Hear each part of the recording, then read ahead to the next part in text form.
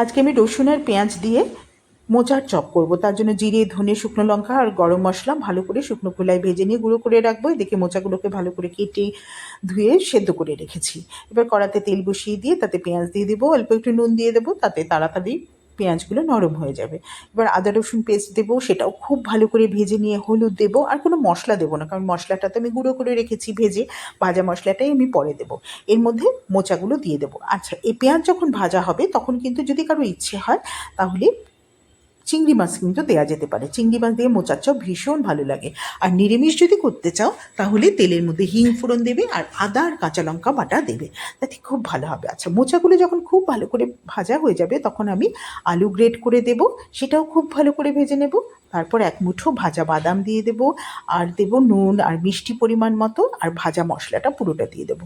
দিয়ে খুব ভালো করে ভেজে নিয়ে তারপর যখন ঠান্ডা হয়ে যাবে তখন ভাগ করে নেব যে কটা চপ হবে। এরপরে একটু কর্নফ্লাওয়ার গুলে রাখবো, তার মধ্যে একটু নুন দেবো, দিয়ে এবার মোচাগুলোকে যেগুলো আমি ভাগ করে রেখেছি সেগুলোকে প্রথমে লিকুইডটার মধ্যে, যে ব্যাটারটার মধ্যে দেবো, দিয়ে ব্রেড ক্রাম্বটা লাগিয়ে নেব। এরমভাবে কিন্তু ডাবল কোটিং করতে হবে। ডাবল কোটিং না করলে কিন্তু মোচার চপটা অতটা ভালো হবে না। ডাবল কোটিং করবে, তাতে ভীষণ ভালো হবে খেতে। এবার তেল বসিয়ে দেবো, দিয়ে মিডিয়াম আঁচে আস্তে আস্তে করে সুন্দর করে ব্রাউন করে ভেজে নেব। আর বাকি চপগুলোকে কন্টেনারে করে ফ্রিজে রেখে দেবো, যখন তখন ইচ্ছে হবে ভেজে খেয়ে নিতে পারবো বা লোকেলেও দিতে পারবো। ভীষণ ভালো লাগবে, দেখো কেমন লাগে।